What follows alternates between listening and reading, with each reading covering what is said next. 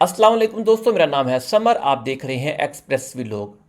आज की इस वीडियो में मैं आपको बताऊंगा हम स्टडी के दौरान जर्मनी में कितने घंटे काम कर सकते हैं, काम करने के बेनिफिट और नुकसानात क्या हैं। अगर आप जर्मनी जॉब के लिए आना चाहते हैं, जॉब कर रहे हैं या जॉब सर्च कर रहे हैं तो ये वीडियो आपके लिए इम्पोर्टेंट है, क्योंकि इस वीडियो में मैं पूरी इन्फॉर्मेशन दे रहा हूँ एक स्टूडेंट जॉब के बारे में। स्टडी के दौरान भी बहुत सारे एक्सपेंसेस होते हैं जिसमें हमें स्टडी के दौरान मनी अर्न की ज़रूरत पड़ सकती है, क्योंकि BAFOG की तरफ से मिलने वाली सपोर्ट या आपकी फिनेंशियल सपोर्ट आपके लिए नाकाफ़ी हो सकती है। यहाँ मैं आपको थोड़ा क्लियर करता चलूँ, BAFOG का क्या मतलब है। इसको जर्मनी ज़बान में बुंदस आउसबिल्डिंग फोर्स गेजेट्स कहते हैं, मतलब फेडरल ट्रेनिंग सपोर्ट एक्ट। इससे हमें अपनी स्टडी के लिए या कोई कोर्स करने के लिए हेल्प मिलती है।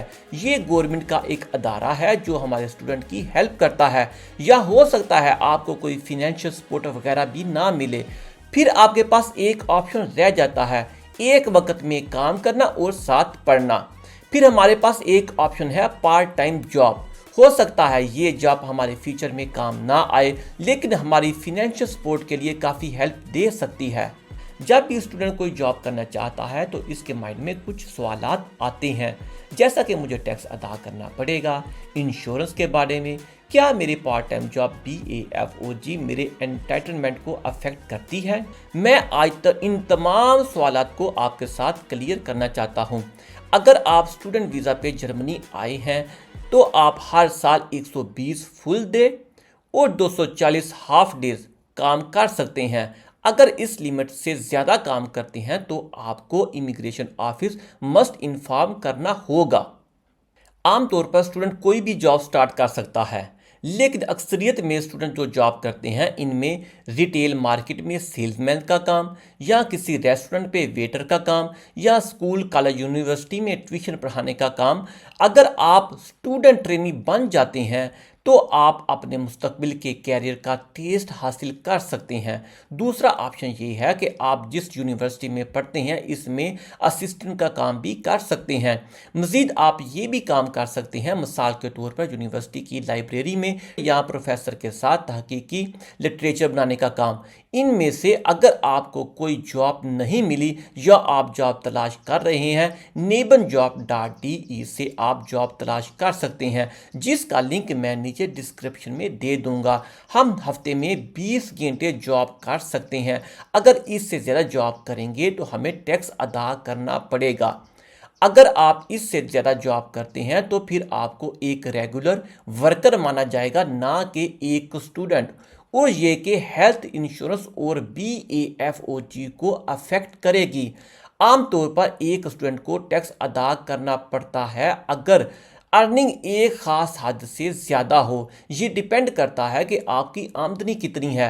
हो सकता है आपको टैक्स अदा ना करना पड़े। अगर आपकी मंथली अर्निंग 520 यूरो से कम है तो आपको टैक्स अदा करने की ज़रूरत नहीं है और आपके ऊपर टैक्स भी लागू नहीं होता, जिसमें क्रिसमस की छुट्टियों की तनख्वाह भी शामिल है। अगर आप जितने और अलाउंस डाल के टोटल अलाउंस डाल के अगर आपकी मंथली सैलरी बनती है 520 यूरो, फिर भी आपको कोई टैक्स अदा नहीं करना पड़ेगा।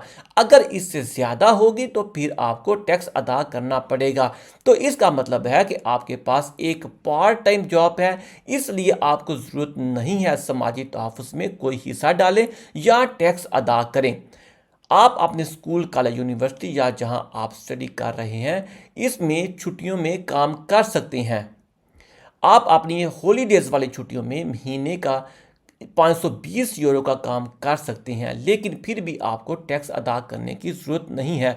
अगर आप छुट्टियों में काम करते हैं, 520 यूरो कमाते हैं, फिर भी आपने टैक्स अदा नहीं करना।